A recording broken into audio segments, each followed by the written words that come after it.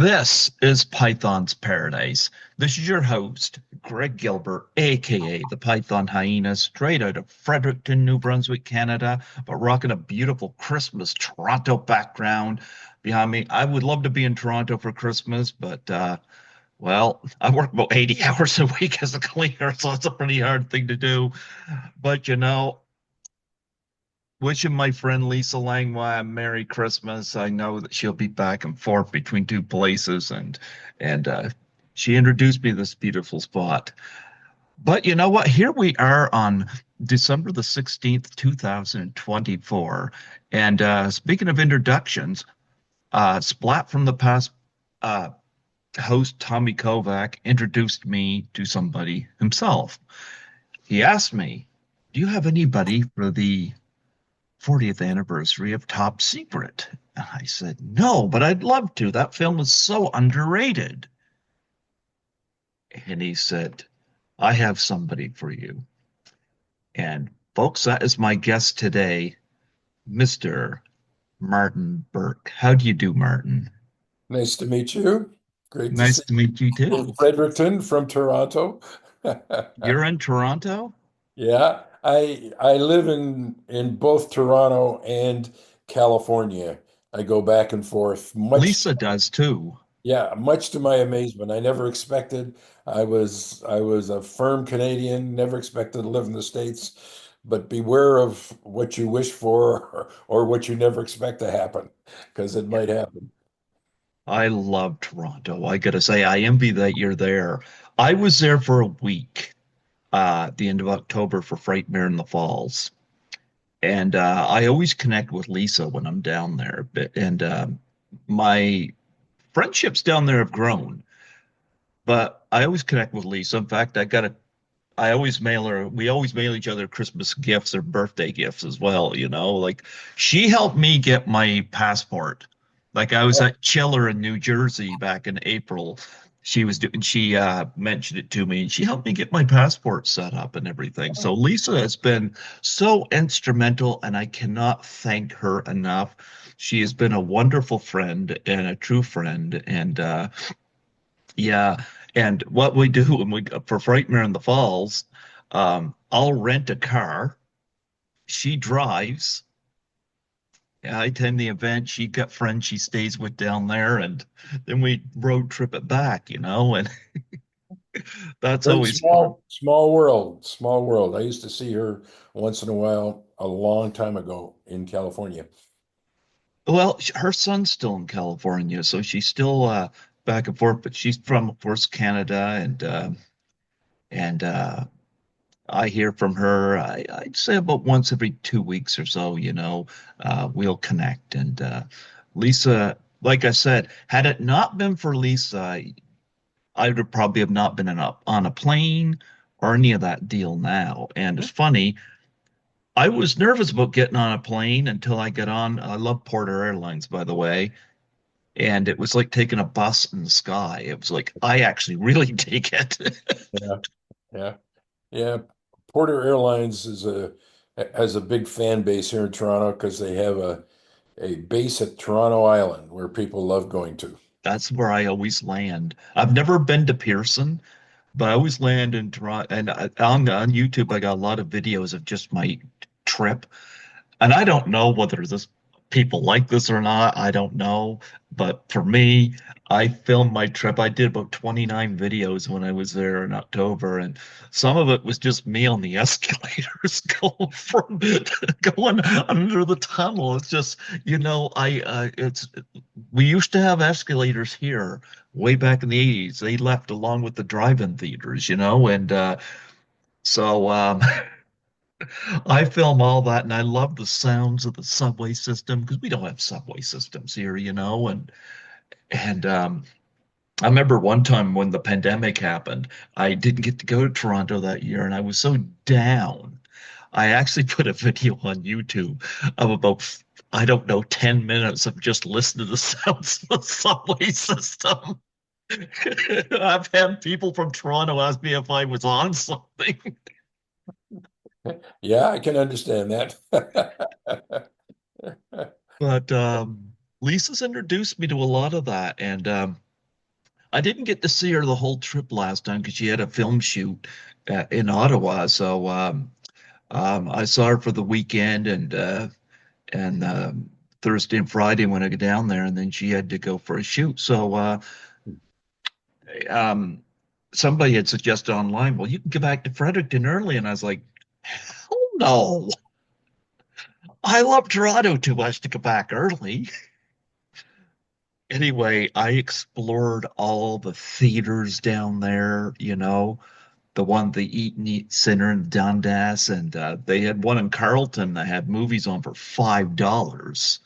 I mean, I saw Halloween, I saw the Rocky Horror Picture Show, I saw Full Metal Jacket the day before I left, I saw Clue for the first time. I was like, you know what? I'm not going. I went to the TIFF Lightbox, which Lisa first took me to, and I went on my own this time and saw Rumors. And I went to all kinds of movies that I wouldn't see here, and I was just Mhm. loving it. I was basking in my glory. Mhm. I love Toronto, and I hear people here complain about it all the time. They say, "Why you want to move there? The crime is so bad." I'd say the most aggressive thing I saw when I was there that week, and I was running around by myself when Lisa went to Ottawa. I basically was on my own, and but that don't matter. She trained me well on that city, Mhm. and I was going around. But the most aggressive thing I saw was people laughing at this guy who was drunk out of his mind, this old guy going across the crosswalk without the red light. And the guy was like yelling, and you could barely understand him. And that was about the most aggressive thing I saw. I don't know. I'm not saying there's not crime in Toronto, but I am going to say this. New Brunswick's not innocent in that department either. We also got the tent encampments all around the place, just like they Mhm. do in Toronto and other places. So when I hear people from New Brunswick complain about Toronto, I'm like, look in the mirror. I love Toronto. I love the culture. And I work two cleaning jobs here. I'm a cleaner. I do this for fun. I work about 80 hours a week, and I get told by my union rep, and my supervisor, I can transfer to Toronto if I want to.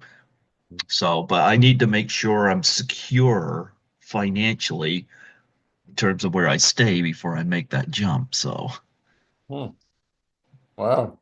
Well, every place has its pluses and minuses. I live in two different cities, and you can't compare one with the other. And mhm. and I've been to Fredericton, and I thought it was a charming little city. And I'm sure there's a subtext or a subculture or something below the surface.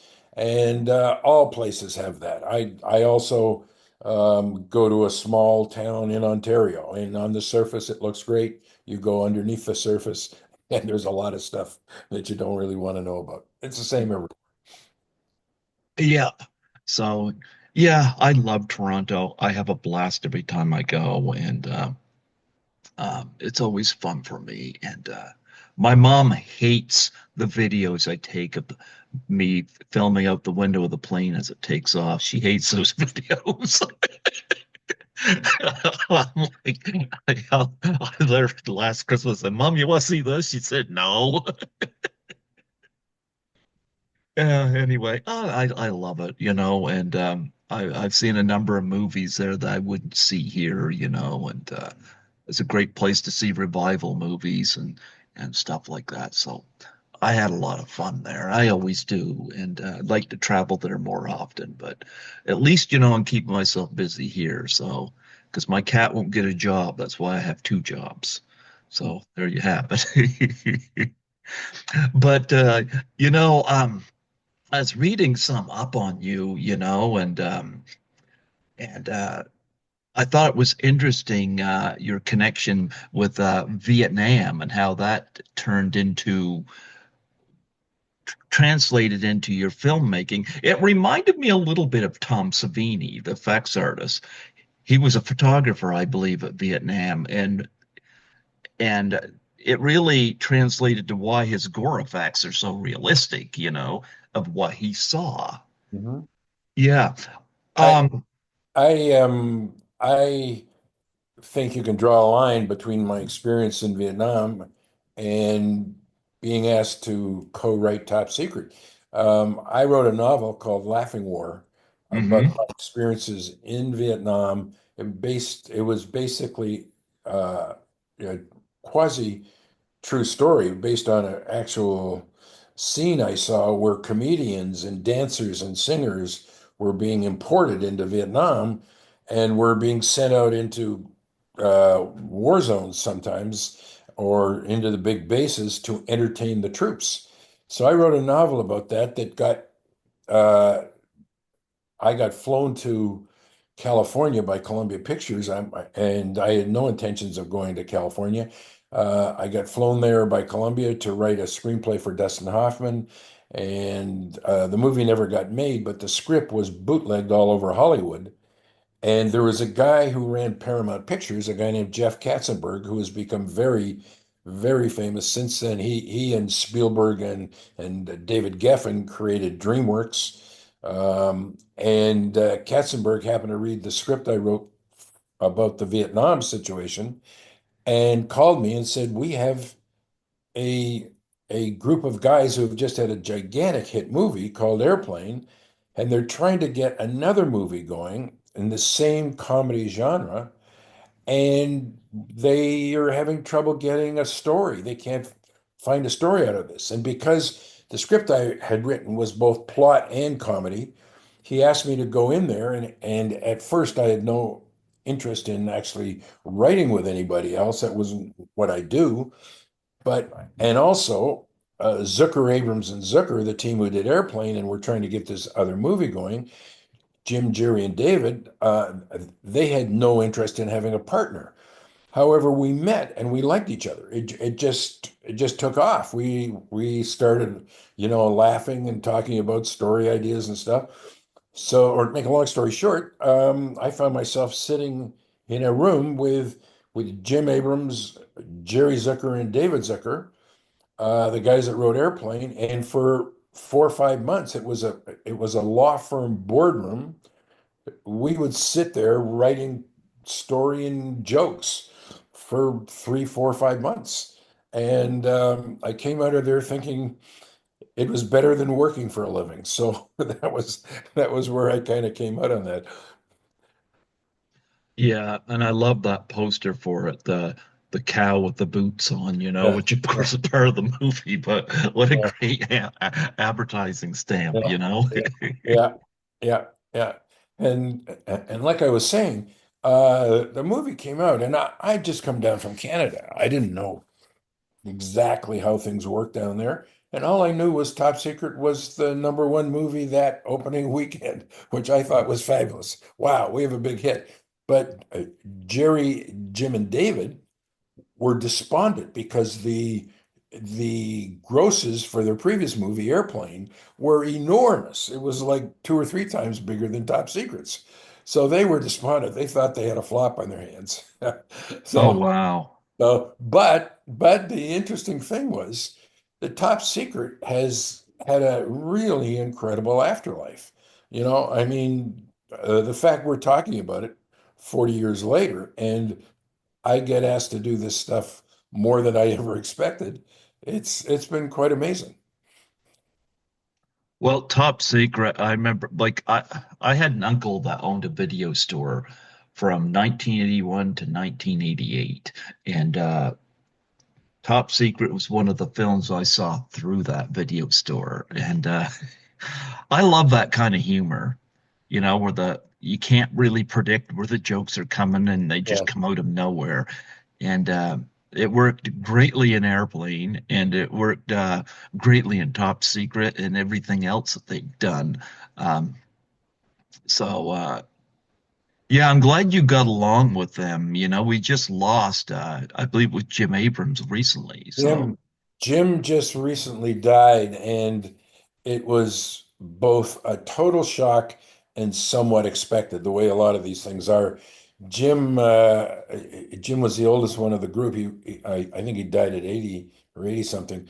And uh, each of the guys had their own particular personality. I mean, we would go into this law firm boardroom every morning, and we'd have to wait until David Zucker, had organized all the raisins on his bran flakes that he ate for breakfast there in perfect circle, and then we could start.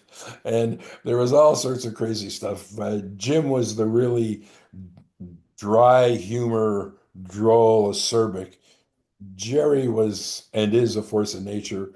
Uh, the guy kept bubbling up with ideas, and constantly, what we would find was we would leave every night thinking what we had done was just great. Oh, we'd come up with all these great jokes and this great story. We'd move it ahead, and oh God, aren't we smart?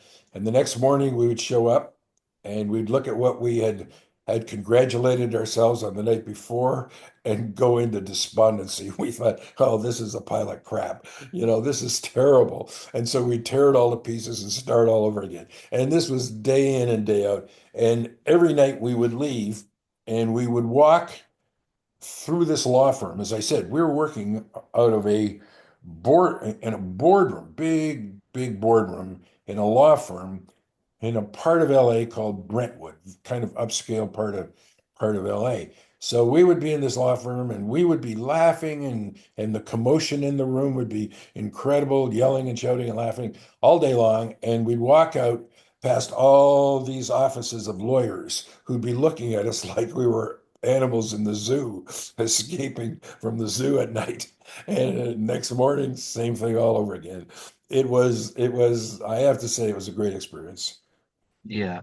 Well, I'm going to tell you one of the things that really made Airplane stand out so well is that they didn't cast comedians. They had the actors play it straight, and the humor came out of that. Leslie Nielsen, of course, had spawned a whole new career Yeah, out of this, you know. And of course, you had Robert Stack, you had yeah. Peter Graves, Lloyd Bridges, you know, and they came off beautifully because you didn't expect this out of them, and I think it worked tremendously. And of course, Top Secret. It opens with Omar Sherry, who's got this obviously powerful body that breaks through this. Yeah. Yeah. It's interesting. Around that time, I did a little movie as my first movie called The Clown Murders, and Uh-huh. I observed the converse of this, where I would go to Second City here in Toronto, the comedy place here in Toronto. And at that time, they had all the legends who were relatively unknowns: Martin Short, John Candy, Gilda Radner, all those people. And I, it was my contention that comedy performers could play straight dramatic roles, but straight dramatic actors were usually not able to do comedy. What Jim, Jerry, and David found was you can take straight dramatic actors and not have them try and do jokes, do it straightforward, but in a farcical, insane situation, and that would be the comedy. And that was part of the genius of Airplane and also Top Secret. You took a guy Mhm. like Omar Sharif, who was not exactly known as a stand-up comedian, but his stuff, it just worked. It was just funny. I love the moment where there's a knock at the door, and of course he was part of where this car was compounded. There's this knock at the door, and he comes in there, his legs are at the bottom of this stretched car, and he's just coming through, and he falls on the floor, and keeps hitting all these buttons. He's See, trying to.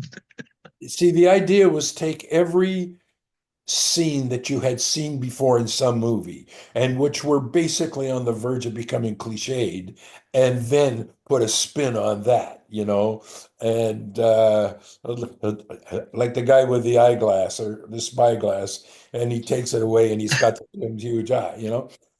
The scenes you've seen a million times before, we're going to show them to you again, but oh boy, it's not going to be the same.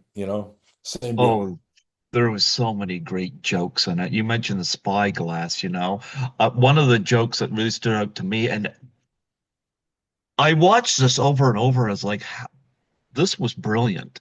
The the phone rings, and this guy is told to go to the phone because you get the phone Yeah, right there in the yeah, front. in the And a foreground. guy goes, he grabs the phone, and the phone's like Phone this is, yeah, big. yeah, yeah, yeah. The old shot, which is the depth of field shot, and the phone is foreground. Yeah, exactly. All those scenes. I mean, you'd seen everything somewhere before, and but this was you take normal reality and put a spin on it.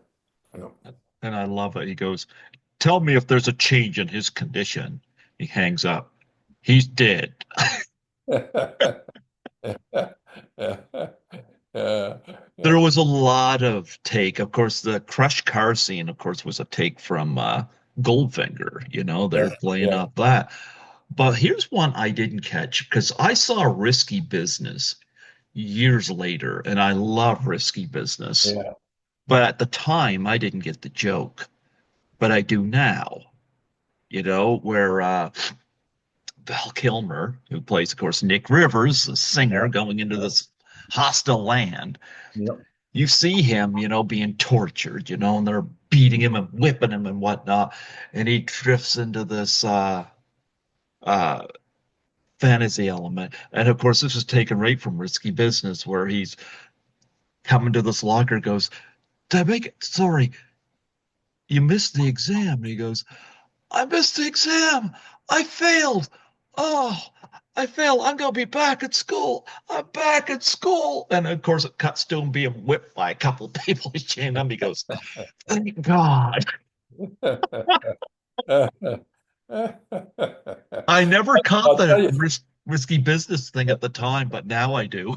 I'll tell you, there's one joke in there that has not aged well at all, and that was the Ford Pinto explosion, where they come up and just tap the back of the Ford Pinto and it blows up. Nobody knows that anymore because back then it was the common knowledge. There was this car that I guess Ford, the Pinto, had been found by Ralph Nader, the Crusader, the commercial uh, Crusader, who had found that if the tiny accident, this car would blow up. And now when you see it, it just looks like the car blows up. It had to a generation, to a demographic that's seriously aging right now, they would vaguely remember it. But the Gen Z or Gen Y or whatever, they wouldn't have a clue why that was at the time funny. Most of the jokes have aged well, but that one it has not. I don't know. It aged well with me. I still laugh at Okay, it. okay. I'm not gonna parse it anymore. But if it's aged well with you, hallelujah. So good. I look at it this way. Um, the car comes up and it gets stopped at just a slightly little Yeah, tap, yeah. and then the car explodes. You know what? I will take that, you know. Okay, good. I will take that because it was just that slightly little tap which wouldn't affect anything, Okay. Okay. you Well, know. there was another layer to it. I'm glad to hear that you don't need to know that, and it's still funny. Great. Still funny to me. Okay. It's still funny to me. Like there's so many moments in this movie, you know, like you're gonna get a lot of praise on this movie, I'll tell you that. Like I love the wrestling moment where they're trying to break into this fortress and you know you got two of them there. One of them's a chokehold. He reaches up and he tags the guy and he steps in through the barbed wire. He grabs the guy, he throws him against the barbed wire and drop kicks him. See, this was really Jerry, Jim, and David's film. I was brought in to kind of get the story going. But the individual gags in there, I mean, we all contributed, but they had created themselves from the age of about 12 or 13. They all went to school together in Milwaukee, and they had been cracking jokes. when they were little kids in like fifth grade or something, and it went right through.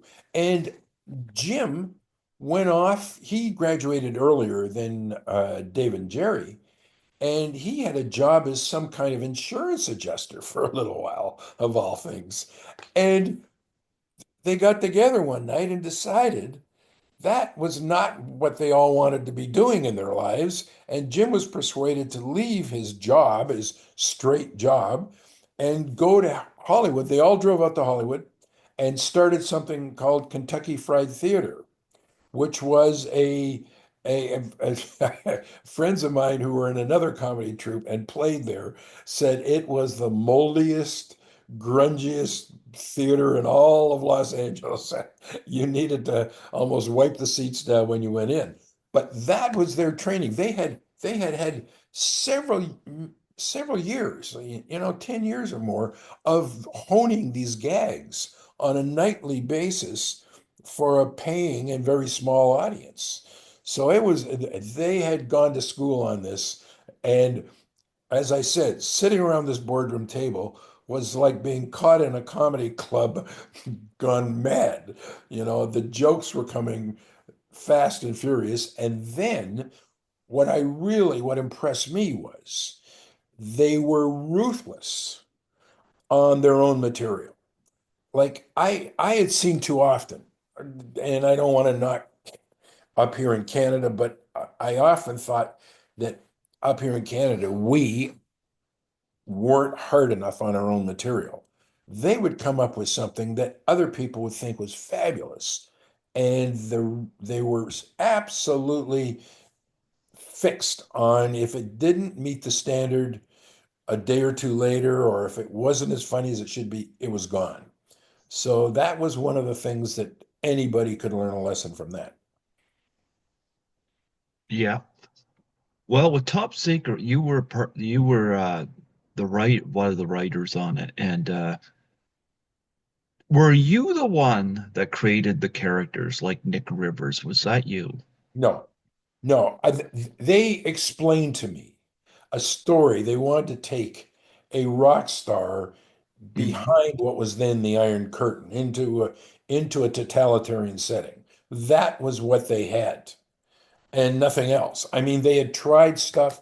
Why this executive, this guy, Jeff Katzenberg, who, as I said, ran Paramount Pictures, why he was starting to get a little panicky was he needed another hit movie. And he looked at what they had come up with, which was just a joke here, a joke there, and something to do with a character, a rock and roll singer who went in behind the Iron Curtain to a totalitarian country. And that was all.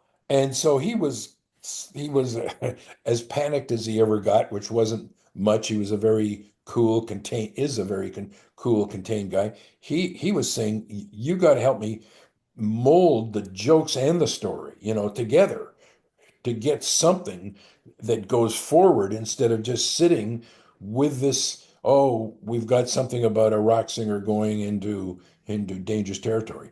And so that was my job. And as I said, Jim, David, and Jerry weren't sure they wanted to collaborate. They'd never collaborated with anybody before. It was like it was like suddenly being told you're going to have an adopted brother or something jammed into the family, at Christmas. Um, and I certainly had no intentions of writing with anybody. But as I said, I think we're all really glad we did it. It was a great experience, and I am to this day good friends with, obviously Jim is gone, but Jerry and David. It's been one of the great things of my life, and as I'm constantly astounded how it keeps popping up. I had to go to do something at my old alma mater, McMaster University in Hamilton, Ontario.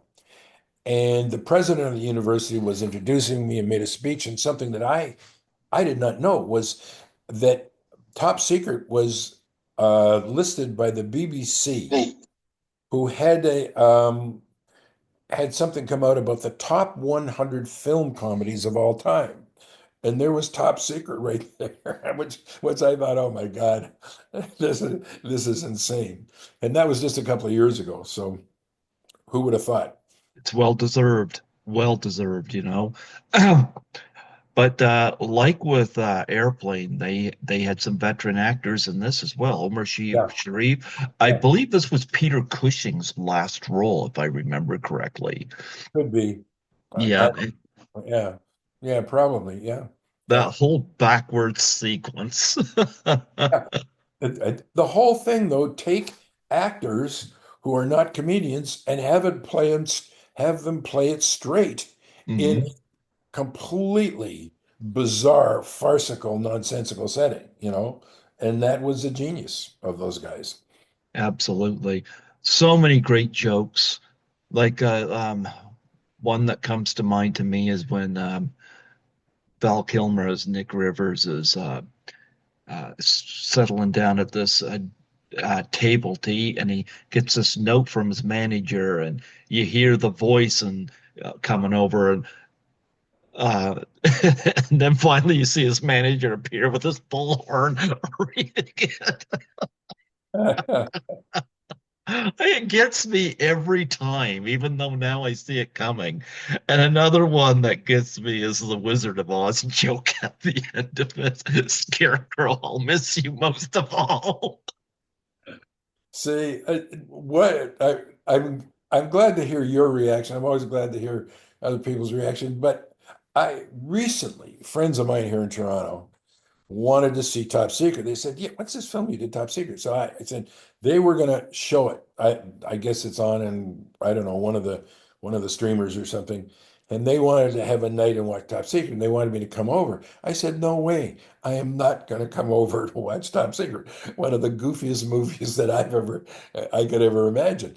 And seriously, I wasn't sure. These were 20 somethings, all of that demographic. And I thought, I'm so curious if this film translates for that age group, you know? I had no clue if it was going to work for them.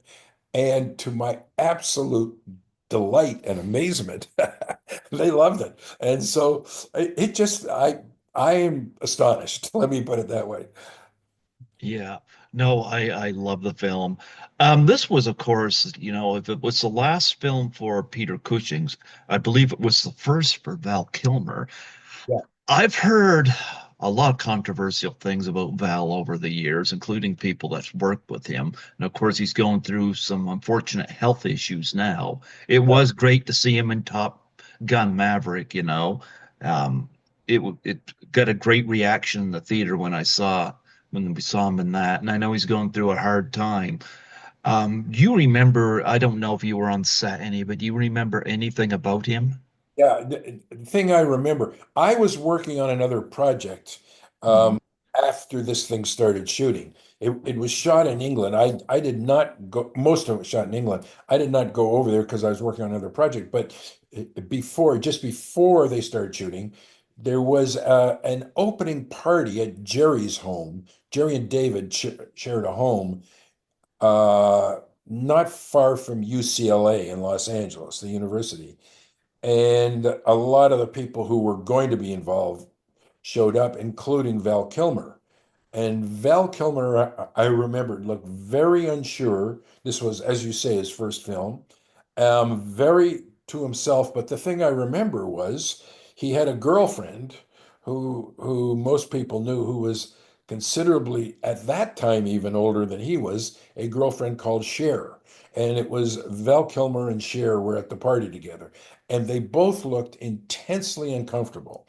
And I thought this is going to be an interesting shoot. Val Kilmer, since then, I have talked to directors um, since then who told me he put them through hell. He was one of the most difficult people to work with. And I'm just John Frankenheimer, a guy who was legendary, did a film decades ago called The Manchurian Candidate. He went into total obscurity for a while, came back and had a renaissance. He died, I don't know, 4, 5, 6 years ago, something like that. Um, I was at a opening at TIFF, the Toronto Film Festival, where he was showing one of his films, and I was there was a restaurant where they had the opening party, big restaurant. And there was a kind of closed off area that I was in while the party was going on. I had to meet somebody, and Frankenheimer shows up. I didn't know Frankenheimer, never talked to him, never met him, but we had a few friends in common. And Frankenheimer sat down and out of the blue started pouring out his absolute angst and the absolute despair that he was experiencing still. I think it was the island of Dr. Moreau, I Yeah. think, with Val Yeah. Kilmer. And who, Brando or somebody? I don't know. I don't know. Yeah. Marlon Brando. Yeah. Anyway, he said he almost started crying over the problems that Val Kilmer had, how his life had been made into an absolute despair for months on end while they were shooting in this remote location. So I kind of filed that away. And seeing Val Kilmer now, when you look at him in the latest Top Gun, it's shocking and heart-wrenching to see this guy. And he's got this horrendous, I guess, throat. He's actually had to have his vocal cords or his esophagus or something carved into pieces or something. And he was in this kind of gasping thing. It was really quite shocking to see that, you know? I've interviewed a director named Adam Marcus who shared a traumatic story working with Val Kilmer on a film called Conspiracy that he did, and yeah, he said as bad as Val Kilmer was to work with, he said on the opposite end, he said Gary Cole made the shoot so much smoother. Yeah. Yeah. So I've heard, and it's unfortunate, and because I've always liked Val Kilmer, and I think he was brilliant in Top Secret playing this Yeah. Elvis-like character, and He was even He was, according to David, Jerry, and Jimmy, he was okay to work with. He had not yet got that power. He was an unknown, basically. But it's interesting. In those days, and I say those days because Hollywood has changed so much, stars could really run roughshod over everybody. It's much harder now because the the industry is more corporate. I mean, corporations have their bean counters, and if an actor gets a name for being too difficult, then the corporations and behind Warner Brothers or Paramount now or whomever, they often don't put up with that stuff, and it's changed quite a bit. mhm. Yeah, no, I love some of these like sequences where Val's on on the moving train. He's painting. You got the he's going like this out the window, going across his painting. Um, I don't know where they come up with that stuff, but it's hilarious. Or where he's in the prison cell and he's Yeah, with the chalk and says, "Oh, thank goodness, I've been here 21 minutes already." yeah, yeah, yeah. Well, again, take every scene you've seen maybe too many times and and put the absurdity onto it, and that's where it comes out. I love it. I love it. And of course, there was a nice dance scene and Val Kilmer with this poor woman.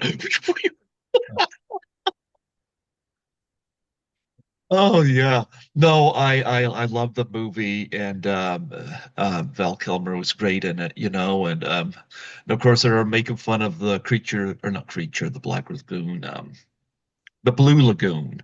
Yeah, And I think Top Secret did a better job the Blue Lagoon. But I love that they're playing around the guy with the big blonde afro. I like and he comes in. One of the scenes that when I first watched the movie, that I thought that probably made me laugh the hardest. Now, whether it does today or not, I don't know, because there's so many jokes hit.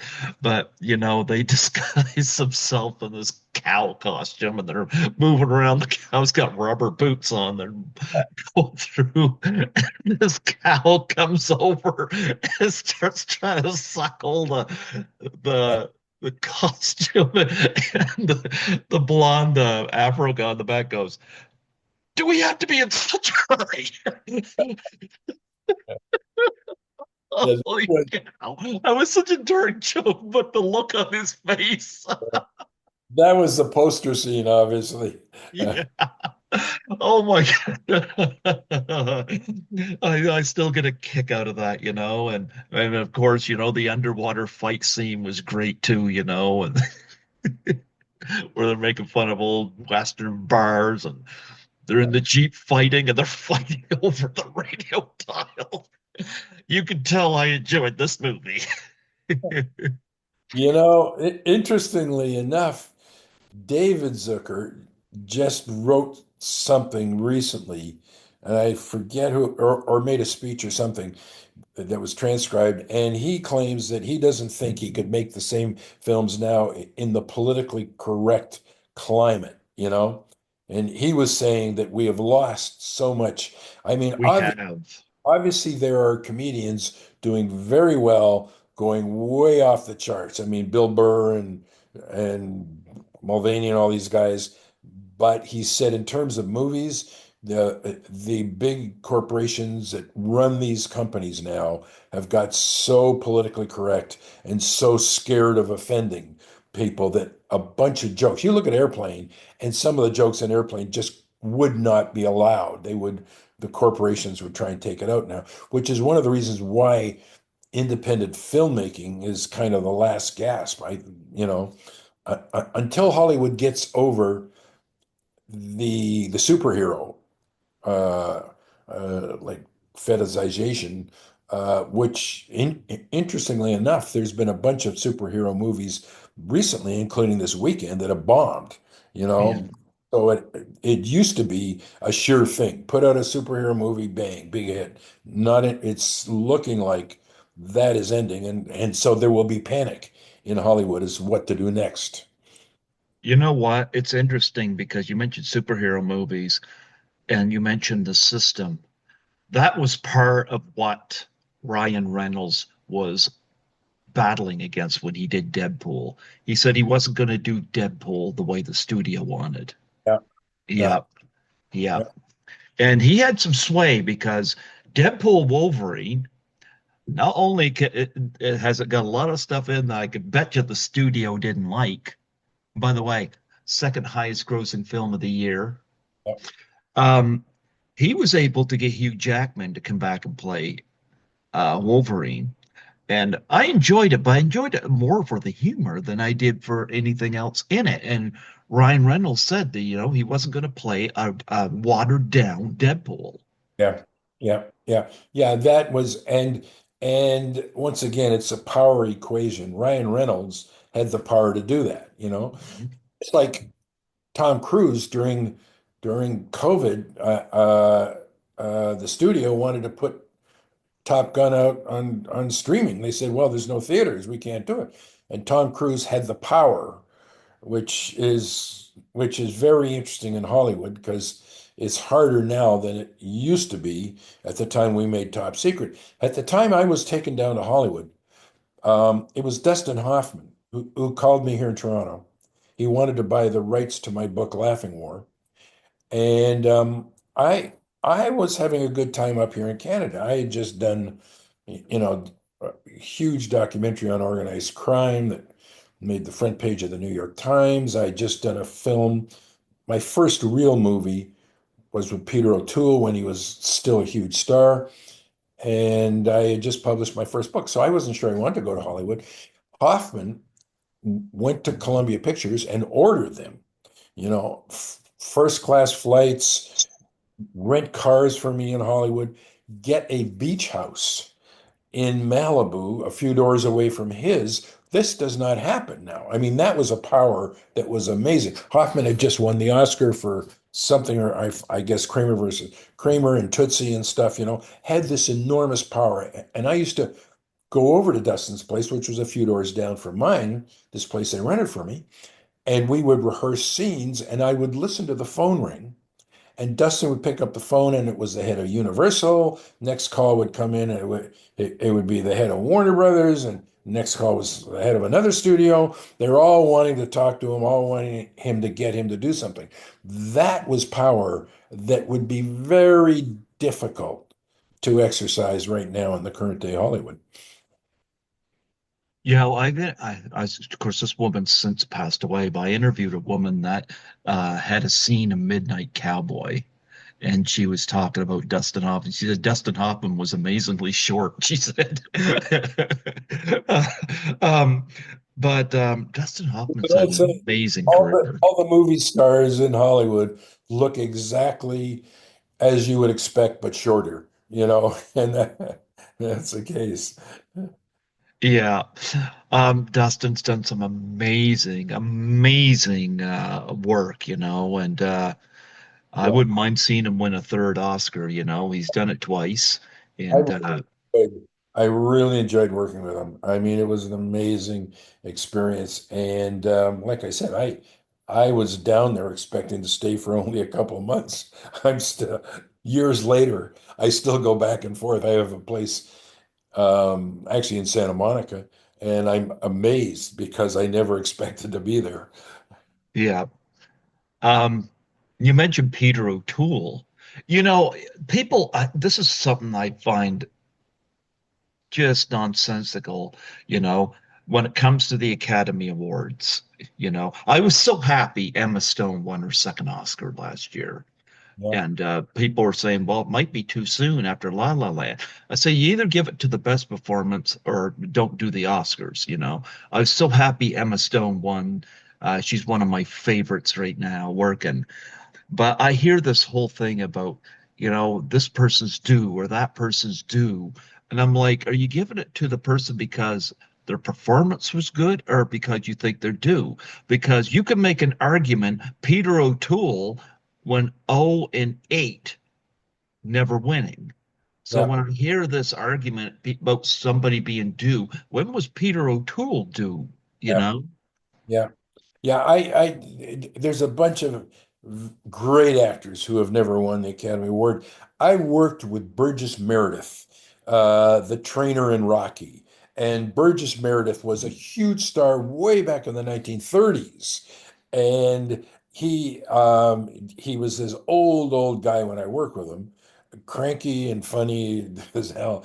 And Burgess was so obsessed with it. I remember I was at his place in Malibu, and he showed me a book where he'd written out in his own handwriting all the actors, including himself, who had never won the Oscar and should have. And I was just amazed at the obsession that seems to permeate the acting community, those who haven't won, and certainly Peter O'Toole was one of them. I loved Peter. He was as quirky. He was he he was as tough as nails, trained in the incredible technical way of acting, where he was skinny as a rail and could go from speaking softly to a voice that would blow the windows off. I mean, in just a heartbeat. He was an amazing, but also he was an amazing actor too. I love working with him. So, and God, I wish he'd won an Oscar. He could go from Lawrence of Arabia to doing SOP in my favorite year. Like some great stuff out of him. Stopped caring a lot about acting. He started thinking it was all kind of silly and play acting and stuff. And at the end of his life, Peter took comfort in just being in England, not acting, and being a spectator at his kids' soccer games, or football games. He just lost the voracious appetite that he had for acting. Hmm. Yeah, you mentioned Burgess Meredith. He was in one of my favorite movies growing up, and still one of my favorites, Clash of the Titans. you Yeah, know. I yeah. love that film, you know. Um, but nonetheless, that I get tired when I hear about the whole who's due up, and now it's, Glenn Close, 0 and 7, No, no. and Just, yeah. yeah, just the best. And some Mhm.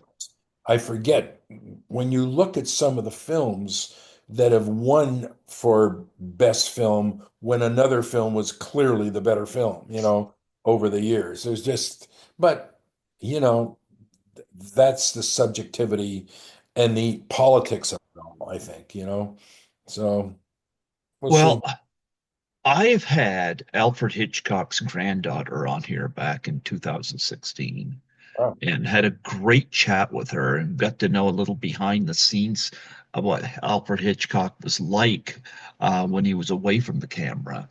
And one of the things I brought up was Alfred Hitchcock was nominated 5 times for the Oscar and never won. And I'm like, now she seemed, you know, happy that her father was acknowledged. But from my standpoint, was he being avoided the Oscar because of his obvious fame? Uh, sometimes I wonder, whether some of these people, even Stanley Kubrick, who was 0-4 of the Oscars, how do these people not have an Academy Award? I'll never figure that out. yeah. Yeah, I think a lot depends what happens to be in vogue, what happens to be kind of popular at any given moment. And, I would suspect that Alfred Hitchcock was considered to be uh, too popular. He didn't do major big films. He didn't do, Lawrence of Arabia. Uh, he did these kind of silly thriller films. So I'm sure there was probably that zeitgeist in Hollywood at the time. Yeah, no, but Hitchcock was the one that really expanded my horizon on film because in 1996 attended my first midnight screening ever, and it was of Psycho. And it changed the way I looked at film and it allowed me to veer into more of his films. And of course, doing that allowed me to veer into actors like James Stewart and Cary Grant and Grace Kelly. Love Grace Kelly. And then I venture from there and I started discovering all these talents, and it helped me expand my library in terms of films I love, and I'm always happy for that. When I had his granddaughter on the show, I said, your grandfather had a massive effect on how I look at films today, you know.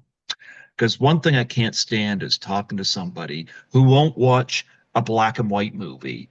Oh my They God, won't. that's ridiculous. I can't stand that. The moment I hear that, conversation over for me, conversation over, you know. So I that's where I stand. Of all the actors, I've directed, I guess, about 6 or 7 feature films, and I'm just working like crazy. We're trying to get another film going that we want to shoot in Cuba, that has to be shot in Cuba because it takes place before the revolution. But of all the actors I've ever worked with, I think I've been blessed by working with people I just adored. Um, and I mentioned Peter O'Toole, one of them. Another one was Anthony Quinn. Anthony Quinn was one of my all-time favorites, and he and I bonded in a way that you don't usually bond with somebody uh, until you've known them for years. It was just one of those bizarre things, and I adored working with him. I was in Sicily, and years I don't know. This is going back several years, and my cell phone rang, and it was his wife calling me from their home in Rhode Island. And he had died that day. She wanted to tell me that he had died. And she said, I need to get you a letter. On his deathbed, he wrote you a letter and he wants you to have it. So I you know, we arranged that I would get the letter, and I read it. And to this day, I have it framed in a very personal place where it's not seen by other people. It's just a place that I see it, and it's one of the cherished artifacts I have of my time in the film world. You know, he was an amazing guy. He was a force of nature. He was a hellraiser when he was a kid, when he was a younger actor, and on so many levels, we just connected. Wow, that's beautiful. Yeah, it was quite a moving moment, you know. I was asked to go to Columbia Pictures to dedicate the theater. They have the Columbia Pictures theater on the Sony Columbia lot in Hollywood, and they have all these theaters they've named after actors. They have the Cary Grant Theater, they've got the Kirk Douglas Theater, and they were building the Anthony Quinn Theater, and the family wanted me to do the kind of benediction speech, and it was one of the more difficult speeches I have made because I was so close to the guy, you know. It was very difficult. So anyway, uh, it's one of the blessings you meet, as in all fields, you meet people who you become very, very attached to. Absolutely. Absolutely. Um, yeah, and it's like I said earlier, Lisa Langlois had a massive impact on me. And I never thought even somebody told me 10 years ago I'd be traveling to Toronto and fall in love with it and want to move there, or even go to New Jersey to do a convention. I would have told them they were out of their mind. But Depends on which part of New Jersey. There's a beautiful New Jersey and there's a hellhole New Jersey. I was just there to assist her at a convention, and she told me about it, and I got on a plane and I went, and I was able to get the time off to do it. Of course, it was on a weekend, so it was a lot easier for me. But I gained a massive friendship out of that, and so I know I'm probably gonna be hearing from her soon. I got a calendar. I got a mail her. Our Canada Post strike is gonna throw a wrench into everything, and it's one of the buildings I clean is a Canada Post building. It's like make an exception, guys.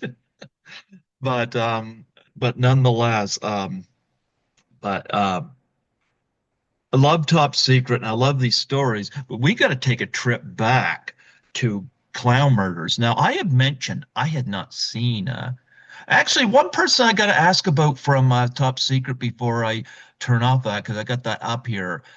Maybe you don't have anything to say about it, but Lucy Guttridge, who was the female lead in it, Yeah, did you have any interactions with her? Because I thought she was hilarious. had no contact with Lucy. She was cast once they went over to Britain, so I had no contact with her. Yeah, I liked her in it. I thought she was Yeah. uh and I'm bringing up Clown Murders here because a lot of people get their start in horror. And you mentioned John Candy and Martin Short. I remember, of course, one of the first movies, if not the first movie Eugene Levy was in a horror film for Ivan Reitman. And of course, Ivan Reitman went on to do a lot of very important comedies, like Ghostbusters and whatnot. His Yeah. son's doing an impressive job as well. Amazing job by his son. Um, but you did Clown Murders, and of course that I got to see this film, and I have not, and I do love horror films. Very interesting. Clown Murders has had it's a weird renaissance in the last 6 or 8 months. Somebody pointed out to me there was a an interview with Quentin Tarantino on the Jimmy Kimmel show. Hmm. We're going through films that were obscure films that to see if Tarantino could identify, and one of them turned out to be Clown Murders, and he seemed to. I didn't see it, but apparently there was something there that indicated, oh yeah, Clown Murders should not be an obscure film. I'm not sure he's right about that. It was my first movie, and I adapted. Oh, there's your cat. This is my clown. Oh, This wow. is Skittles. Yeah. Well, One year for Christmas, Lisa sent a Santa Claus hat and beard for Skittles, and Skittles was like, "Look," he said, "treats only." well, he occasionally vanishes into the blue screen anyway. He's Um, buddy. Every time he comes over here, I always stick him up here, and I've had one of my guests say, "When we do the interview, can we please see Skittles?" He's my top secret. okay. I'm sorry to interrupt you. What was you saying about clown murders?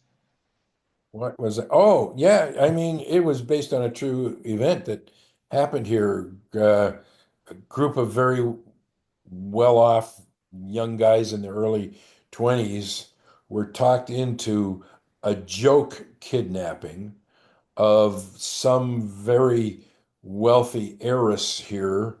Um, in Toronto, and just kind of a frat house stunt.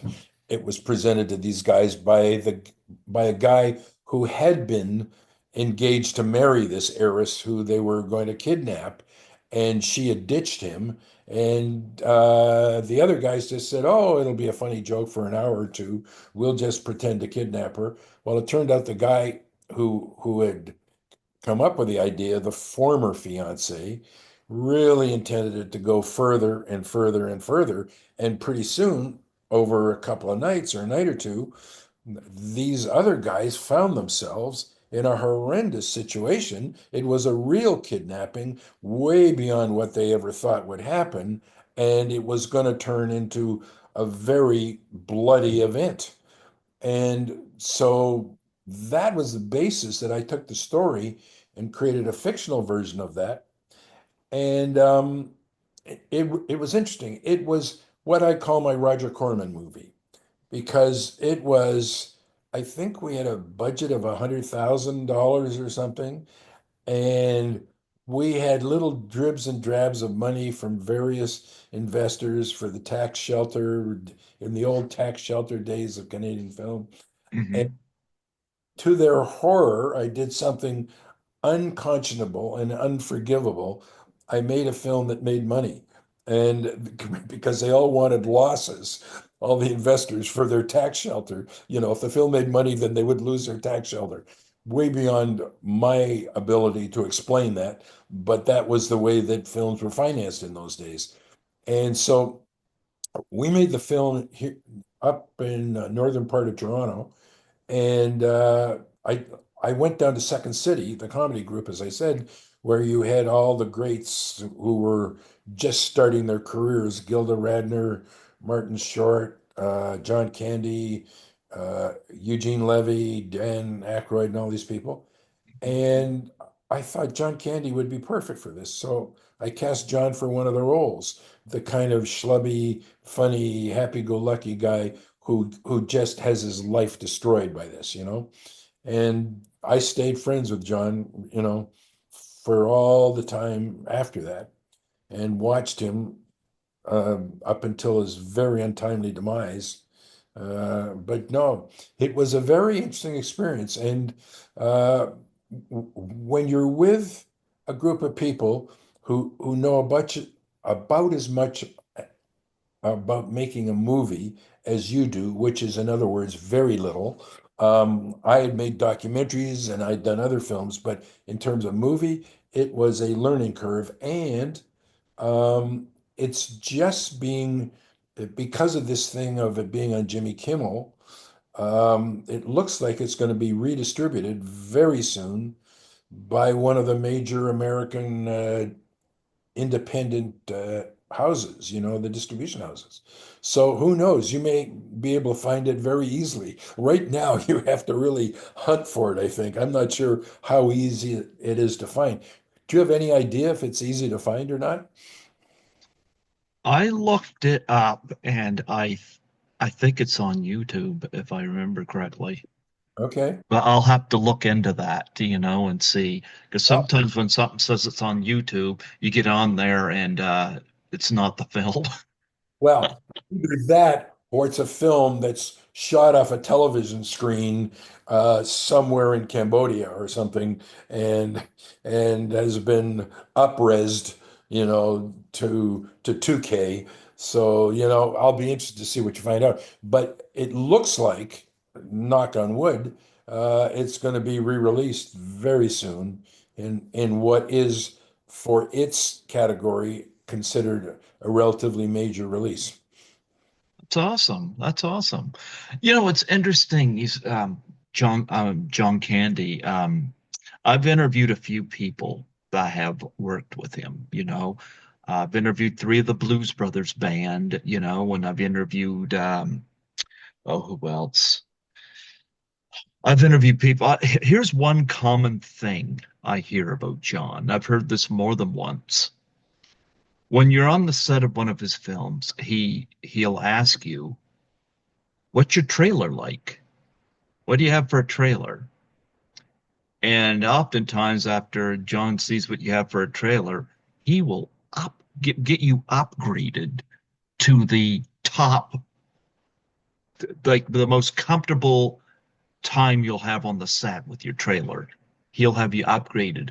I've heard that more than once about John Candy. The bottom line on John Candy is that he was a really good guy. John and I shared season hockey tickets to the LA Kings, and we would go to see the games. This is way back, obviously, it has to be because John's been dead for 20 years or something. We would go to the Kings games together, and John was just a decent human being. That's what I hear. Yeah, he passed away in 1994. I remember it well. My brother and I saw Wagons East at the theater, which he was great in it, but I wasn't a big fan of the film. But that's neither here or there. I love the fact that Planes, Trains, and Automobiles plays in a lot of households over the holiday and over Thanksgiving. And I interviewed somebody that worked on the Great Outdoors that would have worked with him. I've heard nothing negative about John. And I remember when he passed away, it was just a very surreal thing. It's like, really? And he was only, I believe, 43. So Yeah, and there's a lot of subtext to that. There were premonitions. I was in his home in Mandeville Canyon, part of LA, one time when his wife was away, and um, John had bad eating habits. And he said to me, as his staff was bringing in pizzas and hot dogs and all this stuff, he casually mentioned that the men in his family, his father and uncles and all that, often had serious incapacitating heart attacks somewhere around the age of 40. And I said, John, how old are you? He said 38. And it was about 2, 3, 4 years later that he died in Mexico. I mean, that was the foreshadowing of that was scary and horrible all at the same time. But no, I mean, John was definitely a guy that was loved. yeah, yeah. Talk about working with him on Murders. Well, really, the thing was, it would be fair to say neither of us really knew what the hell we were doing. I was the director and the writer, and John was in his first movie. And it's amazing. I mean, I knew all the technical stuff about movies because, as I said, I'd done documentaries uh, like crazy, and I had written the screenplay, and I knew enough to know that I didn't know a lot. And John was just learning his craft as an actor, and he was great. I mean, it was a great collaboration. I look back on that dinky little movie with actors Canadian actors just blew me away. Guys, there's a guy named Gary Reinecke, and Gary, God bless him, is still around, I think, but he hasn't been heard of a lot since then. And uh, great actors who I was blessed to work with. And it just I was at a play here recently in Toronto, and I'm always stupidly surprised at how great the talent community here is. Um, there's a director, a very well-known Canadian director, who was once given an award here about 10 years ago, and he stood up and made a very unpopular speech with certain segments of the community. He said the problem, I'm going to paraphrase outrageously here, but he said the problem here is not that we don't have the talent in actors, directors, writers. The problem is the executives up here are terrible. And I subscribe to that pretty well, totally. The executives here will always try and foist you into either politically correct or stupidly imitative uh, uh, versions of what's being done in the States. I mean, I often thought that Quebec was blessed in one way, Quebec and Australia, because Quebec really has trouble faking itself for Kansas or for Manhattan. I mean, you can, but the street signs are all different. Everything is different. The acting pool is different. A lot of French accents. They can't imitate, or they don't want to imitate the American films. English Canada, our problem has been too often, and I was guilty of this once. We imitated the Americans, and the Americans do it way better than anybody in the world. You know, they do their own product. We did films, and the TV shows here are often very similar. Quebec, some of the films that come out of Quebec have blown me away. I mean, just amazing. And the Australians too. The Australians drive on the wrong side of the road. They have an accent that's impenetrable for trying to go into American often. And so they do their own films and their own cultures. You know, I don't think we've done enough of our own. No, no. And of course, John Candy wasn't the only name in Clown Murders, because you had Lawrence Dane in there, you had Al Waxman. Yeah, yeah, yeah. Yep. Yeah, yeah. I mean, Larry Dane and Al Waxman, I was blessed. I had good friends in the acting community in Toronto here. And like Al normally wouldn't come in for a dinky little role like this. And like Larry Dane at the time was one of those actors who you were wondering, was he going to break through into major stardom or stay in the area that he did stay in? But Larry had real potential and was quite in demand at the time. Yeah, I mean, I was blessed. We were blessed. There is the talent here. There's enormous, Mhm. and like most of us end up going south. So, Yeah. And I'm going to take a guess. Susan Keller was the kidnap victim. Am I correct? yeah. Okay, okay. Because at this time I haven't seen it, but talk about working with her. We'll give her a little prop here. Well, I always thought Susan would go on. I thought she would be in LA. I've worked with two actresses here in Canada who I thought would be whisked away to LA because they had the ability and the talent. And Susan was one of them. The other was a young woman. I did a film. I wrote and directed a film called Pirates of Silicon Valley Okay. for the Americans, and it was the young days of Bill Gates and Steve Jobs. And we were blessed with a great cast. Anthony Michael Hall, who was amazing as a young Bill Gates, and Noah Wiley, who looked exactly like Steve Jobs. I mean, they were twins. Noah Wiley was a huge star at the time on ER and all that.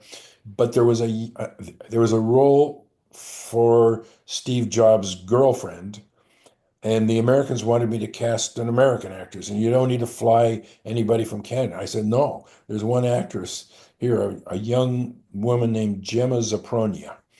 And I said, nope, I want to fly her down. And they said, no, you're going to have to audition all these Americans. So I auditioned all these Americans and showed the people. It was a Warner Brothers subsidiary at the time.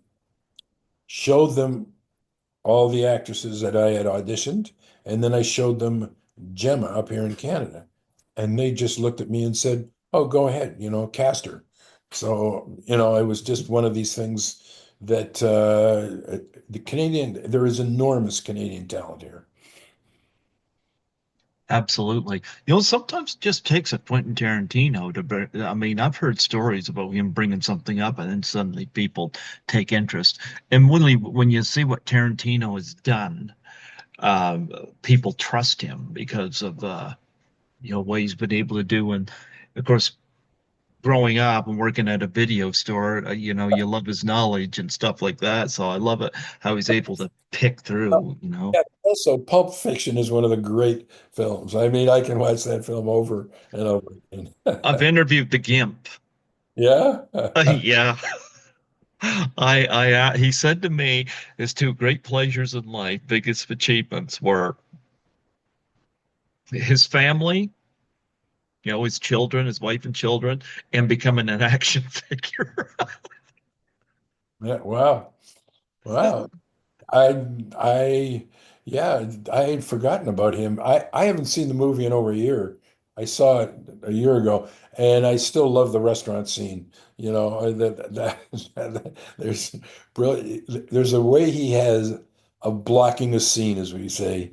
You know, Mhm. it just is is genius.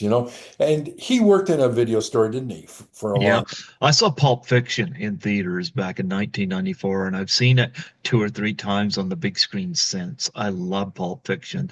But I remember when I had Stephen Hibbert on, who was the Gimp, I asked him, I said, how many times in the run of a day at your house do you hear the wife tell your children to bring out the Gimp? And he says, more often than not. Uh, Which I thought was pretty funny. But yeah, I love Pulp Fiction. So yeah, Tarantino has that power where he talks about some of these films, and I've heard these stories before where Tarantino brings something up, people are like, "What is this?" And they look into it, and that becomes quite fascinating. You also did a film called The Last Chase, where you get to work with Burgess Meredith. yep, yep. That Yep. to me is a film which I oddly think should come back. I mean, we and the casting was problematic. We at the last minute when the film was going, we lost the lead actor through uh, kind of bizarre scheduling problems that we couldn't adjust to what he needed, and we went with Lee Majors. And Lee was a certified television star, Hmm. trying to put ourselves into that category. I came across, first of all, really liking Lee. And secondly, I had a high regard for his acting when I finished the film. There were certain scenes that I thought, this is going to be a stretch. And he was able to handle it. There was Lee, a young actor named Chris Makepeace, who had just had a big hit film called My Bodyguard. And Meatballs. Meatballs, yep. Mhm. And Burgess. And it is a story that I keep thinking its time is just about come back. And so I will be amazed if I don't hear some Tarantino figure sometime talk about it because it involves an old race car driver and there's no more gasoline allowed. And I keep reading like California is trying to ban gas-powered cars and all this stuff. And this old guy just wants to take the car out and run it across America. And Burgess Meredith is the old fighter pilot, is going to hunt him down and on the highways of America. And I I remember one of the bizarre logistical scenes was we have to put a jet fighter, an American F-86 jet fighter, on a highway, come roaring up right behind the race car and take off as the race car is screaming across the highway. And I don't claim to be an action director, nor do I want to be one. But this was as pure action as I could imagine. And we found a guy who owned his own F-86 jet. It had been decommissioned by the U.S. Air Force. And a guy, a Canadian living in California. And we painted the plane in these wild colors. And we went to Arizona, highway outside Tucson. And let me tell you, he wanted no tension on a movie set when two guys are about to get killed if anything goes wrong, you know? And three guys actually, because we had stuntmen driving the car and we had the guy flying the plane. And the plane had to touch down just behind the car and take off. The idea that Burgess's character loved playing cat and mouse with the guy driving the car. And each time he had to do something crazier and crazier and crazier. And this was the craziest. So that was truly, I always remember all the cameras I had rolling that day and praying that every one of them worked, which they did, thank God. So but that was an interesting film. I enjoyed it. We shot it partly in Toronto, all around Toronto, Caledon, northwest of Toronto, and highways in Toronto, and then we took off for Arizona. So, but that I came away with a friendship with Lee Majors. I haven't talked to him recently, but in a long time. I think he's retired in obscurity. But it's weird. It's another example of you see people in this business who are at the height, absolute height. He was another one. I mean, he had, I guess, $6 Million Man and The Fall Guy and stuff and all that stuff, big TV stuff. And then the fall is precipitous, you know? Hmm. Yeah, it's going back to this, Chris Makepeace. A story I have of him. Um, he is Sean Clark's white whale. And I don't know if you know who Sean Clark is, but he's a guy that represents a lot of talents at the horror film cons that I go to. Really? You know, yeah, he got Jamie Lee Curtis into her first convention. Wow. Wow. Yep, yep, because Sean is known for his honesty, and Jamie Lee was actually referred to him because she had reached out because he represents a lot of the Halloween cast. And I've had Sean on here twice. He has an amazing story, but he represents a lot of talent at these conventions. And I met him at Frightmare in the Falls one year. Hmm. Anyway, um, he was telling me when Jamie Lee had reached out to me, he was shocked that she was on the other end of the line. And I guess one of the other Halloween cast referred to her to him. And she had said that she wanted to raise money for this charity, Mhm. and she said she was going to sell. I forget what she was selling, but she wanted to know, uh, would I make would it make more doing it online or at the convention? And Sean said, as much as I would love to have you come to a convention, there'd be more eyes on this online, and you stand chance to make more of a profit on it. And I think that was the answer she was looking for, because Yeah. she said, "Tell me more about the conventions." Mhm. And she ended up doing the convention because she wanted to know whether he was going to be a straight shooter. Yeah.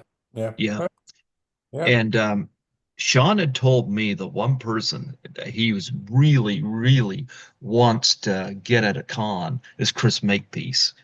I Really? know he did. Yeah, he Wow. did. he does these videos where he goes to locations for movies, and he's done several of these, and he did one for My Bodyguard.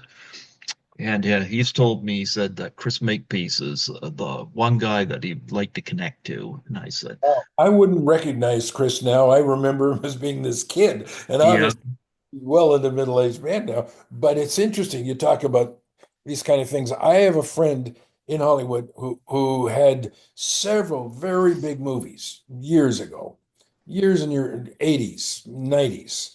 And he makes quite an interesting living going to certain, not conventions, but where they celebrate certain films, and he's the guy that sits at a table and autographs, you know, photographs. I mean, that's a bizarre thing. I know that's not what you're talking about. You're talking about flat out conventions. Do they do that at conventions where yeah, stars up and that autograph? is exactly what I'm talking about. Oh my God. No kidding. Yeah. Well, that is interesting When I because did the ones with Lisa, there was about, I don't know, Frightmare in the Falls, they usually have between 30 and 40. Yes. And they have the celebrities all over the place. And I worked a lot with Lisa at her table, but there'd be a moment or two where I would meet somebody else, and whatnot. But yeah, that's what I'm talking about. They wow, I didn't know Yeah, it happened at these conventions. I'm not having been. I should go to a horror convention and find out what it's all about sometime.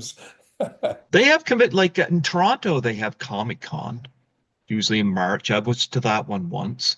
Actually, my dad passed away from ALS in 2022, but before he passed away, I got him laughing because I met Steve Urkel himself at the Toronto Comic Con, and I showed him the autograph picture of my dad in his ill state. It made him chuckle.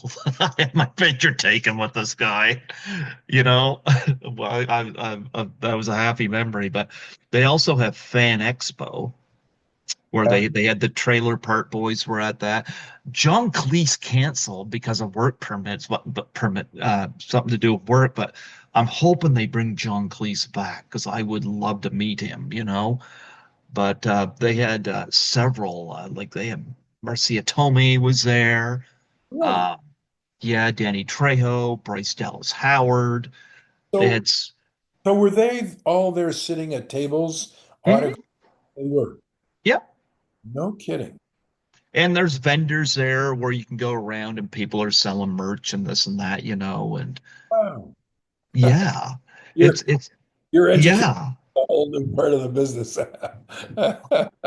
I know from Airplane, Robert Hayes and Julie Haggerty Yeah. have appeared at these, and at the Comic Cons and whatnot. And so yeah, um, I enjoy these, but I find my biggest weakness is the autographs because Lisa, one of the things she taught me is to get business cards done up.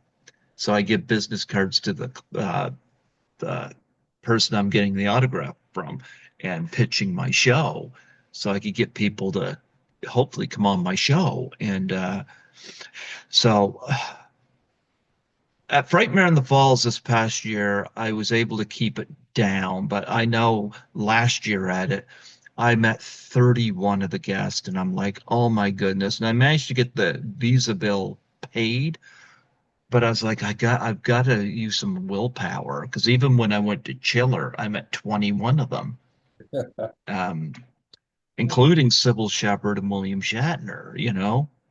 And Sybil, was that one of these? No kidding. Oh my, yeah, oh my God. William Shatner's done a lot of them, and he was very expensive. But what my plan was with him, my brother watches Skittles when I go. And so when I go there, I try to get my brother an autograph. So I thought William Shatner. And I got a picture with Shatner. I got my brother the autograph picture. Wow. Yeah. Sybil Shepherd, it was her first, Shatner cost. huh? How much did Shatner cost? What For was the he? combo, for the picture and the autograph and whatnot, it cost $250. And that was American, so you can Oh my imagine. God. Oh my God. These guys are making money hand over fist long after the film is over. No kidding. Oh Yeah. my God. Yeah. Now some of them aren't that like some of the less known people don't charge as much, but but Uh, I met Sybil Shepherd. It was her first convention at Chiller. And I was like, I gotta go meet Sybil Shepherd. So that was interesting. You could tell she was dipping her toe into it, getting a feel of it. But you got two types of guests that attend these. You got the ones that are there, you can tell they're making money and that's why they're there. yeah. You And then you got the ones that they're making money, but boy, are they basking in this. It's like a vacation for them and they're loving it. Felissa Rose from Sleepaway Camp comes to mind as one that turns it up to 11. I'm going to tell you, she knows what she's supposed to do, and there's never a dull moment with that woman because I tell you, everybody that meets her is going to get an experience. She cranks it. I remember going from my hotel and meeting Lisa at where all the guests were staying. And I met her and carried some stuff over with her. But I remember Felissa Rose comes down there and she goes, "Hey, everybody, is everybody ready?" It was like they were like, trying to wake up, you know. At Chiller, the one who amped it up was Charo. Really? Charo, yeah. Cheryl. Oh my God. Charo. Oh my goodness. Like she was a delight. And you could tell this was not just a paycheck for her. She was digging this.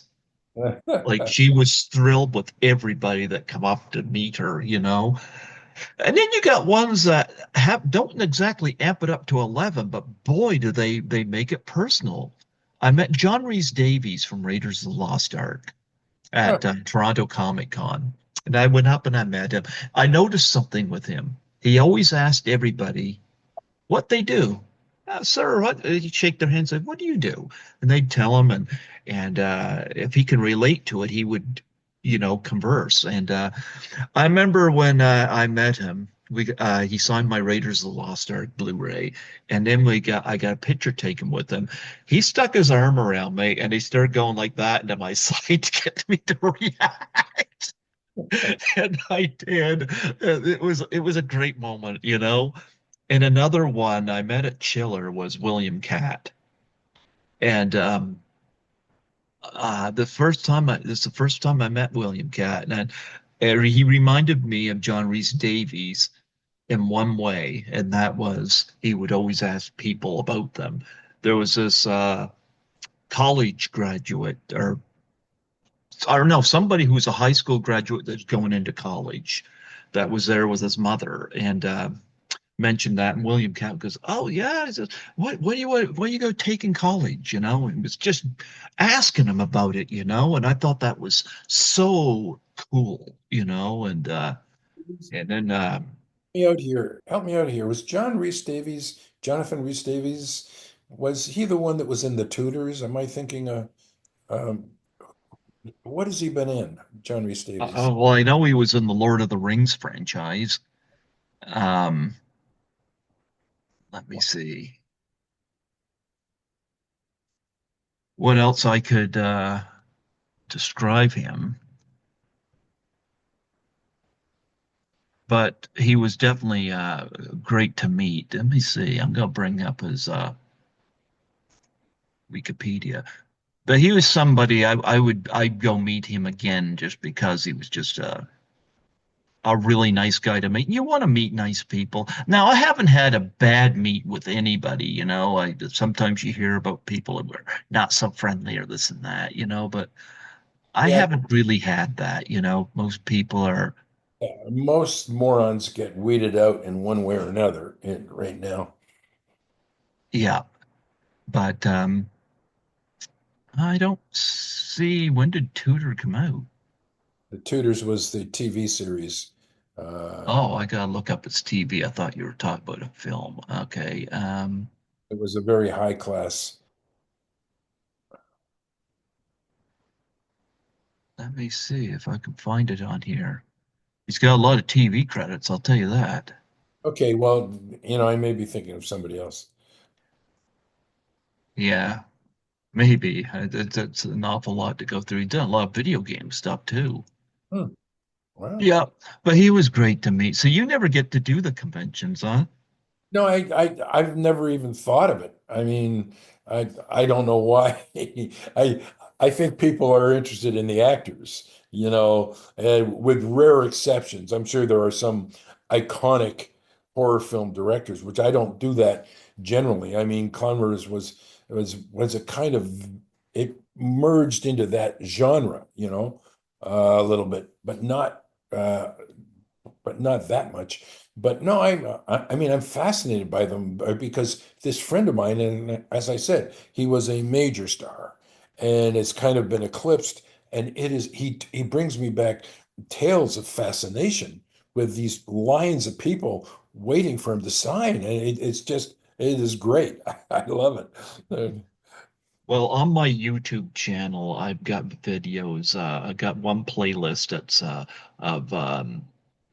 of convention trips, where I take the trip to these, and I start right off at the airport and take a little video where I'm talking, and then but I do some where I'm right at the conventions,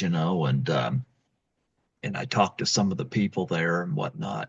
It's a pretty fun thing to do, and um, uh, my biggest thing is looking to budget myself at them, mind you, but but I didn't do too bad at Frightmare in the Falls this fall, so I didn't do too bad.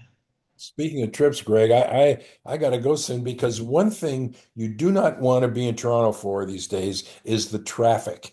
Toronto I is, know all about it. and I have to drive up to a place near what Torontonians know very well, Highway 401, and it Yep. take me forever. So I got to go soon. But listen, I mean, I'm fascinated that you're sitting in Fredericton and you know more about film than most people will ever know. And Well, I gotta ask, when are you gonna get Lisa Langlois in a film? who knows? Who knows? I haven't seen her in years. She lives in Toronto. Really, really. Well, Yep.